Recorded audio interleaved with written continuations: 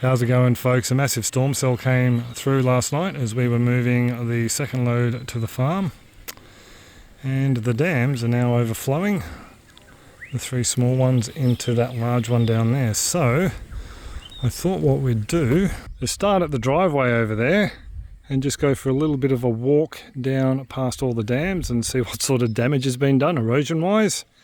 And sorry if it's a little bit windy at times because I don't have my mics with me today, or my gimbal, unfortunately. So I thought I'd start up the top of the dam system. You can see the water over the road there. We might just zoom in. So we have a whole heap of water on the other side of the road there, and this road is acting as a form of a leaky weir because there is no culvert pipe running underneath it. You might be able to make out all that blue metal there, the larger chunks, and that pretty much will makes up the base for the road. So as a result, we have a lot of water leaking through the cracks and crevices. And it comes out here into Jack's little wading pool and this little wetland area, and from there it flows on down to our first dam there. Now they must have had some form of erosion issue here previously because there are a series of truck tyres. There's just one there, and there's another one over there that looks like, oh yeah, it's a truck tyre. I thought it might have been a tractor.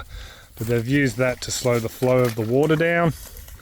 Jack's only just discovered dams, by the way, so you've got to excuse him. And into this dam here. Now you can actually see where the grass is on the sides of the dam. That's where the water level was 2 days ago, 3 days ago. We did have a little bit of rain last week, but it only just topped it up. This is all pretty much all filled up over the last day. Oh, actually, in less than 24 hours. So we'll just head down to the overflow. It's a lot of water, isn't there, Jack? I also just wanted to point out quickly that this pond and the next one are actually clear. All this mud is just turbulence that has been stirred up through the rain event.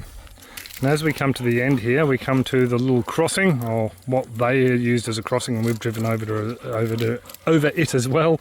And this is basically the overflow into the next dam. And it is fairly wide, but as you can see, it's turned into a narrow path there, which causes greater erosion. And again, they've tried to back this up using truck tyres in the past. So this is something we really need to address, because all we need is another couple of big rain events through summer here, storm events, and we could very easily end up with this breaching, and that would ultimately lower the level of this dam and wreak havoc with this dam because it would force it to overflow more. This dam here is said to be the deepest one on the property. It's 2 tractors deep minimum on top of each other. The old owner knew because he got one tractor stuck and had to pull it out.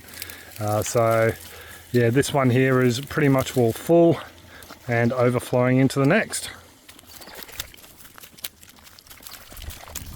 So this one here, coming down over the roadway. I was actually wrong. This is the one we used to cross over into the bottom paddock.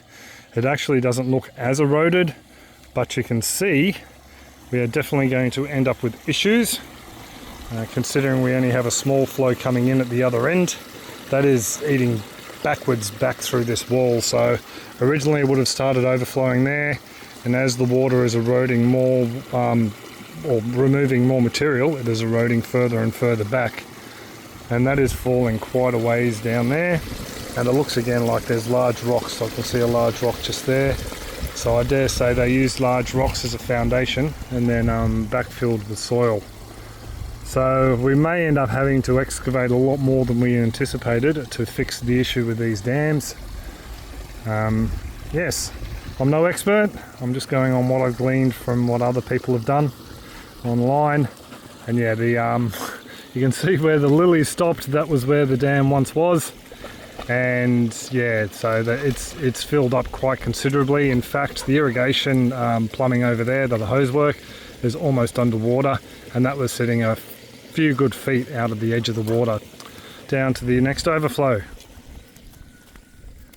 So we're at the edge of the lily dam here, and the water is slowly creeping to the overflow, and the overflow is just this little depression that runs down here, and then it runs over here down into the larger dam down here, which actually has water down the full length of it at this point in time.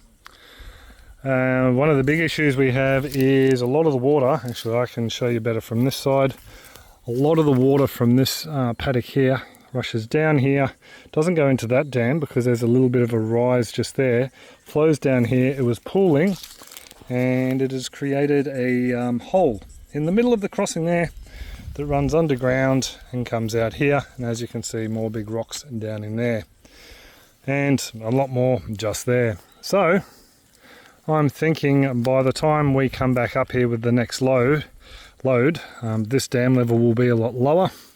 We will have a gully cut through here, and this dam here will be a lot fuller. Just looking from the other side of this dam, you can see the grassy slope, and also on the top side leading up to the house, even though it's steeper. Because there's a lot of grass here, you don't tend to have the erosion that you get on the other sides. Quite stark difference over there with a steep bank cut into the side, and over here as well. It was just cut too deep, I think. They probably should have left another good, probably 5-10 meters and just had a shallower, smaller dam rather than aiming for something so big. But yeah, it's fine to say that after the fact, but we don't know what was happening at the time. But yeah, definitely a lot of water in here.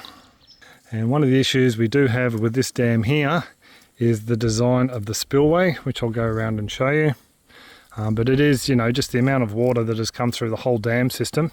And this one has only been filled with what's run off from that paddock up there, what ran down through there, what we recorded last night, and into that little washout zone. It's quite astounding just from one rain event. Yeah, we'll venture on down to that overflow and I'll show you my concerns with that. So just over there is the spillway from the other dam, where those rocks are, where it will enter into this dam. And we're at the dam wall here. And the spillway just starts down there. So we've got about, 1.2 to 1.3 meters worth of volume in this large dam yet, until it starts to run down the spillway. But this spillway has basically just been cut through the sandy loam here. I'm not 100% sure how this dam wall was made, if it was keyed in or what the go is, if there's rocks in there.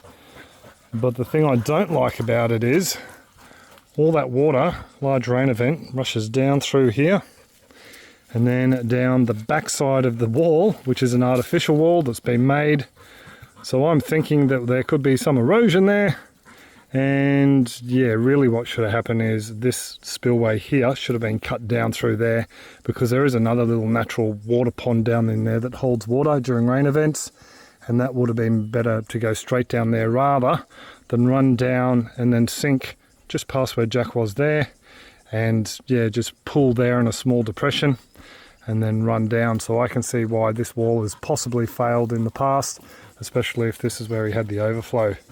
Might just go for a quick wander down there and check out that little depression, that little natural leaky dam over there that we were told about.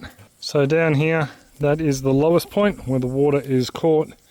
Then it flows down through there, down to that little natural dam that you can see down there. It was just a natural depression, I'd say. So I can't see him have reclaiming a lot of material from down here. So I don't think when the dam wall breached previously, he lost a lot of material. Just enough to, probably all around where, just behind where May is walking there, that's probably remnants of it where it's backed up against the trees.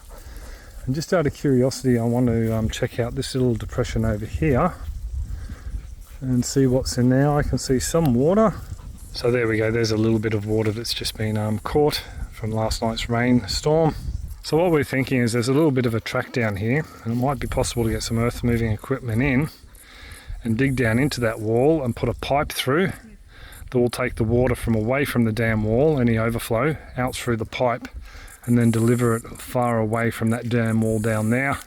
It's just an idea I've got. I don't know how feasible it is. We really need to get a consultant here, but I'm thinking that might be an option for at least two of these little dams along here. This one and possibly the last one that we saw that feeds into this, and the other two maybe concrete matting spillways might be the go. So yeah, I just thought I'd bring this to you. It's a little bit of a first-hand look. I know I've already done a video about water security on the farm, but I thought I'd just show you this as well. So there you go. Hope you enjoyed this little bit of an update. And I really wish I knew how many millimeters or inches of rain we had so I could tell you, but unfortunately I don't.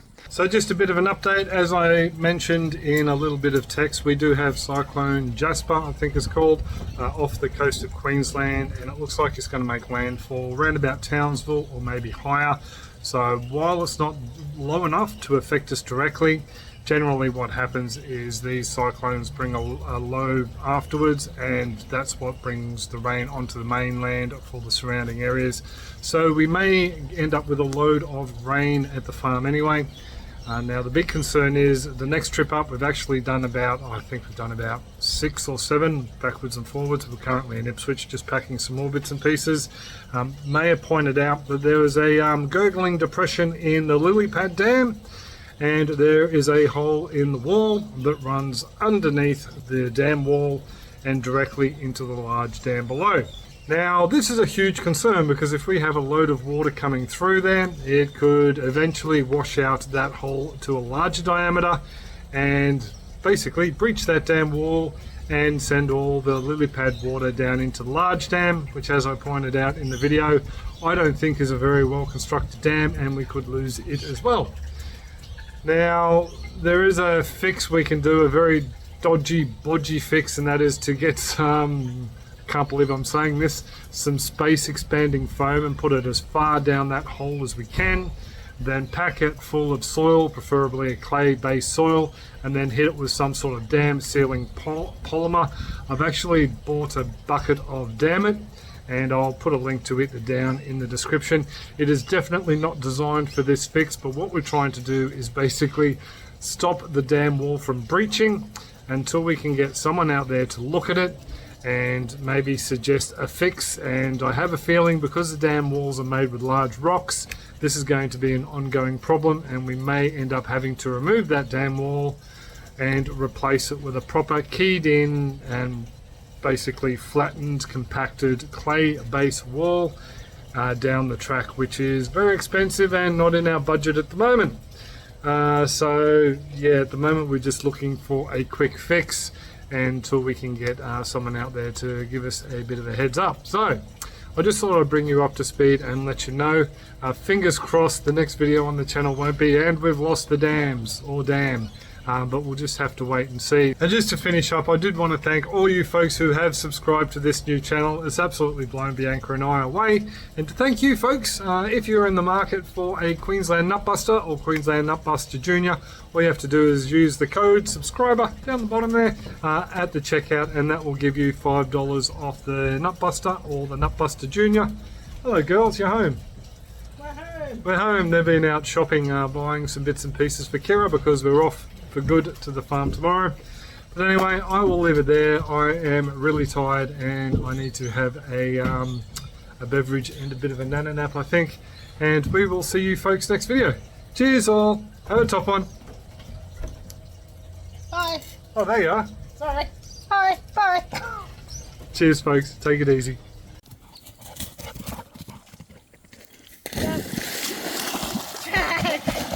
Jack's first swim. Good boy. What did you think of that, you wombat? Good boy. I think he sort of shocked himself a little bit. Trying to capture B-roll of this for a video.